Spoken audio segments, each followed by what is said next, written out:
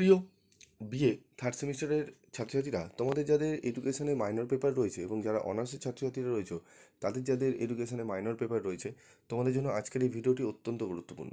আমি এর আগে দুটি ভিডিও দিয়েছি, দুটি ভিডিওতে তোমাদের মডুল মানে অধ্যায় 1 থেকে এবং অধ্যায় 2 থেকে আমি তোমাদের সাজেস্টিভ প্রশ্ন দিয়ে দিয়েছি। আশা করি তোমরা সেগুলো পড়ে নিয়েছো বা তোমরা সেগুলোকে নোট করে নিয়েছো। তো তোমরা অনেকে রিকোয়েস্ট করে স্যার আমাদের তৃতীয় অধ্যায় থেকে গুরুত্বপূর্ণ প্রশ্নগুলো বলে দিন। তো চলো আমরা তৃতীয় অধ্যায় থেকে কী কী প্রশ্ন গুরুত্বপূর্ণ পড়বো সেগুলো একবার দেখে নিই। দেখো, প্রথমে আমরা পড়বো যে কিন্ডারগার্টেন পদ্ধতি কী, এই পদ্ধতির সুবিধা এবং অসুবিধাগুলি আলোচনা করো, অত্যন্ত গুরুত্বপূর্ণ প্রশ্ন। তারপর রয়েছে দেখো 2 নম্বরের প্রশ্ন, প্রজেক্ট বা প্রকল্প পদ্ধতি কী, এই পদ্ধতির বিভিন্ন স্তরগুলি আলোচনা করো, শিক্ষায় এই পদ্ধতির গুরুত্ব লেখো। এই দুটি প্রশ্ন অবশ্যই খুব ভালো করে তোমাদের কিন্তু পড়তে হবে। তারপর দেখো 3 নম্বর প্রশ্ন, শিক্ষায় শিশুকেন্দ্রিকতা বলতে কী বোঝো, শিক্ষায় শিশুকেন্দ্রিকতার তাৎপর্য লেখো। এই তিনটি যে স্টার মার্ক করা প্রশ্ন দেখছো, খুব ভালো করে তোমাদের করতে হবে। আশা করি এখান থেকেই তোমরা কিন্তু প্রশ্ন কমন পেয়ে যাবে 10 নম্বরের, এবং এখান থেকে 5 নম্বরের প্রশ্ন কমন পাবে, ঠিক আছে।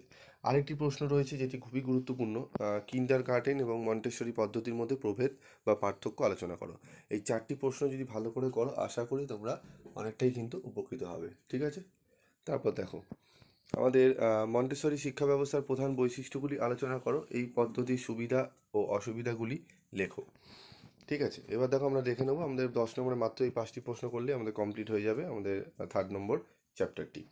5 নম্বরের প্রশ্ন কিছু রয়েছে, দেখো শিশুকেন্দ্রিকতার শিশুকেন্দ্রিক শিক্ষা ব্যবস্থার 5টি বৈশিষ্ট্য উল্লেখ করো, কিন্ডারগার্টেন এবং মন্টেসরি শিক্ষা ব্যবস্থার মধ্যে তুলনা করো। ওপরে বড় প্রশ্ন পড়লে এটাও হয়ে যায়। খেলা ও কাজের মধ্যে যে কোনো 5টি পার্থক্য লেখো, খেলাভিত্তিক শিক্ষার 5টি বৈশিষ্ট্য লেখো। এই 4টি প্রশ্ন ভালো করে নাও, এখান থেকে আশা করি একটি 5 নম্বরের প্রশ্ন তোমরা কমন পেয়ে যাবে, ঠিক আছে। তাও দুটো আরও প্রশ্ন রেখেছি আমি। সংক্ষেপে প্রকল্প পদ্ধতির সুবিধা ও সীমাবদ্ধতা লেখো, প্রকল্প পদ্ধতির যে কোনো 5টি বৈশিষ্ট্য লেখো। টোটাল এখানে 6টা প্রশ্ন রয়েছে, এই 6টি প্রশ্ন ভালো করে করো এবং উপরের 4টি প্রশ্ন যেটি দিয়েছি 10 নম্বরের, ভালো করে রেডি করে নাও। দেখবে একদম তোমরা এখান থেকে প্রশ্ন কিন্তু কমন পাচ্ছ। এবং তোমাদের যদি মডেল প্র্যাকটিস সেট যদি লাগে, অবশ্যই তোমরা বলবে, আমি মডেল প্র্যাকটিস সেটগুলো তোমাদের কিন্তু দিয়ে দেবো। আজকের মতো ভিডিওটি শেষ করছি, দেখা হচ্ছে পরবর্তী ভিডিওতে। সকলে ভালো থাকবে, সুস্থ থাকবে।